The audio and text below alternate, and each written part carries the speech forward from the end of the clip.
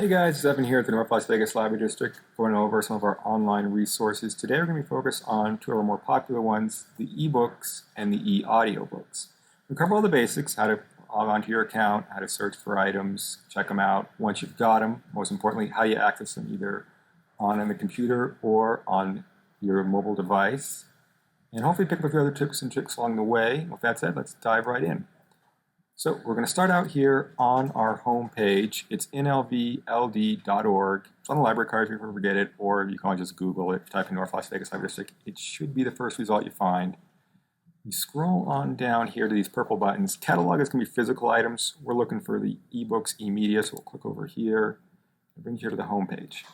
So then once you're here, click on this blue button and select North Las Vegas Library District. Enter your library card. There's no password required, so it should just let you write on if you got the card number. You'll notice the sign-on button is now turned into a drop-down menu, My Account. We'll be coming to that a little later, but for now, let's take a look at the home page. What's up here, it's kind of got some little things you can limit it by, kids, books, teens, magazines, stuff that's just available now. You can kind of scroll down, and it's got a few suggestions, recent books that were returned or added to the collection. For most people, though, we're going to want to go right here to the search bar right here. You click on this, and it'll bring it down. Now, by default, the search bar is keywords, so you can enter titles, authors, even subjects. So for example, if I type in space race here, it'll just bring up stuff that covers that by subject, not necessarily anything like that. You can also, if you go to the search bar, click on advanced options. You can go a little more granular here. You can do title, author of the basic stuff. But you can also say, I only want books with this ISBN number. I'm only looking for these formats. If you're looking for kids' books, kind of a handy tool here is you can limit it by the different levels of reading. You can also go to awards, kind of handy if it says you need a Newbery book, you can go here, select just those. We'll go back up to search though, and we'll just say looking for a James Patterson book. So we'll type in one. And you'll notice here there's a couple different books here. The wait list here means it is checked out right now. All copies are not unavailable. We're going to click here and just get in line for it though, and I'll show you that a little later. The other thing you can notice down here is it says ebook. That means it's a book. It's got little earbuds. It's an audio book. And to the left over here, you'll notice you can kind of narrow down the same way you could on the advanced searches if you're looking for that.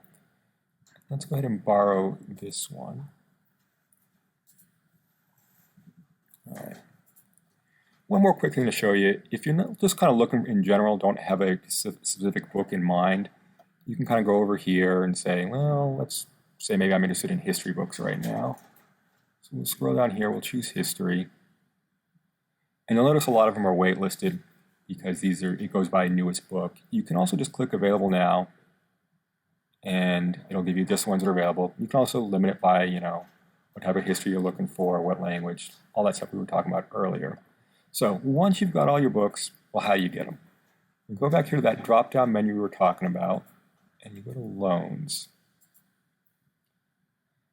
And there's a couple other options here. You can holds, which are the ones we have on hold, wish list, our books that you maybe want to remind yourself later to get, but you don't want to get right now. Rated titles are ones you've given a rating to, same with recommendations. History is kind of neat. If you check out a book and we're like, trying to remember a couple months later down the line, you can go back here and see what you got. Real quick note on hold items. Once they become available, you'll get an email and you go to holds, and this will turn into a checkout item right now. You can also suspend the hold, which basically pauses you in the line. The reason you might want to do this is if you're in line, you know you're not going to be able to get it, you're like number one in line, and it's going to be due, you know you're not going to be able to check it out for a little while. You can suspend the hold so you'll keep your place in line and you won't be able to get it later instead of the item expiring on you. Let's go back up to loans and take a look here. So we go here, read now in browser. This time read it on your computer if you'd like. Once you've got the book loaded up on your computer, you can flip the pages clicking right or left. You can also use the keypad. If you click up on the top though, you'll bring up the option menu. That's got a couple interesting features here. You can do search here if you're looking for a particular scene. You can just enter it in here, try and find it that way. If you go down to chapters, you can choose which chapter you'd like to go to directly that way. You can also bookmark a page to come back to later, but one of the more important ones here is the reading settings. This one you can change the text size if you're having trouble reading it, or if you just don't like the way it's looking, you can kind of change it around a little bit. You can also change the color settings, make it a little easier on the eyes, whichever you kind of prefer. You can also click up here to make it single page instead of double page, whichever is easier for you. One thing I do particularly like about this though is if you exit out, come back in later, it'll take you right back to where you left off.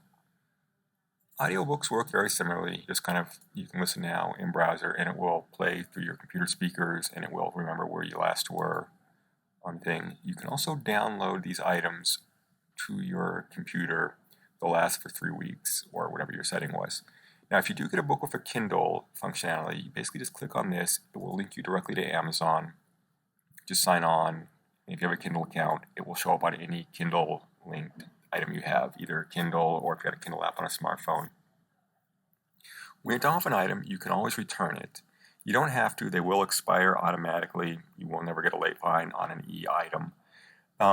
You might want to do this just if there's a long line on the item, you know it, and you're done with it, you can return it that way. The next person in line can grab the item. All right, so that's kind of it for computers. Let's take a look at the Libby app. So Libby is an app designed specifically for libraries, and you can get it on pretty much any mobile device, tablets, iPhone, Androids. And I kind of find it the best way to get the books on the go here. So when you load it up, the first thing it's going to ask you is, do you have a library card? So just click yes. You can have a try and guess your location. I just find it easier. Just hit search and just enter North Las Vegas. And it should be the first result once you kind of get going here. So go ahead and click on that. And then it'll ask you if you have a card. So click North Las Vegas Library District. They kind of text in red there. And just enter your card number. One thing to note, once you are signed on, you stay signed on. So if it's a shared device, you want to just keep that in mind. And if you kind of look at this, the home screen, you'll notice it looks a little bit like the one we saw back on the computer. Same options here. And if you look on the bottom of the screen, you'll see a little row of icons. That's going to be kind of how we navigate the app. First one here is the magnifying glass. You go over here, and that's how you can do your searching. If you look a little to the right here, you'll see 3 little dots. That brings up some of the advanced searching. You'll notice it's not quite as robust as it was on the computer, but it does have some options you can kind of narrow it down by. But basically, it works the same as before. Just enter search terms and apply. Once you've got them, you can also hit the refine button here and narrow the search down the same way as the way before. And then basically to get something you find something you like, just go ahead and click on it. And you can place a hold. That one's got a hold on it.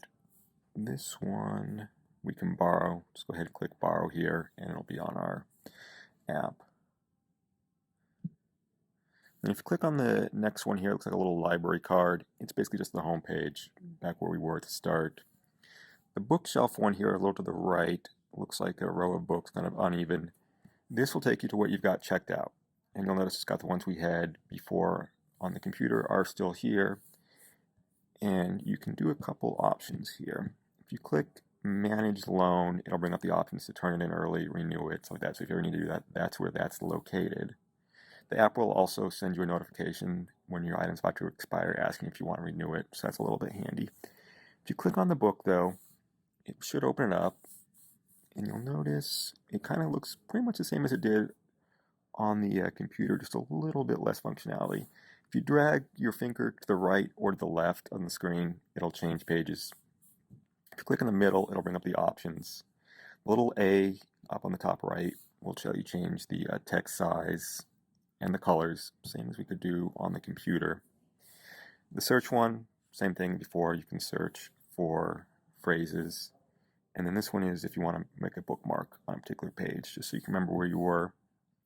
And that's pretty much it. Same as before, if you log out and log back in, it will remember your place. The last little icon down here at the bottom, on the bottom right, is just it looks like a clock. It's just a history. Same one, you can see what you've checked out before, what you've got out right now. And that's pretty much it for the Libby app. So this is just kind of designed as a quick introduction. If you have any questions that weren't covered or you're having an issue, just give us a call anytime. We also have a program as of spring 2021, Tech Tuesdays. On Tuesdays, you can live video chat with the librarian. Just give us a call, set up an appointment if you need that. And thank you very much.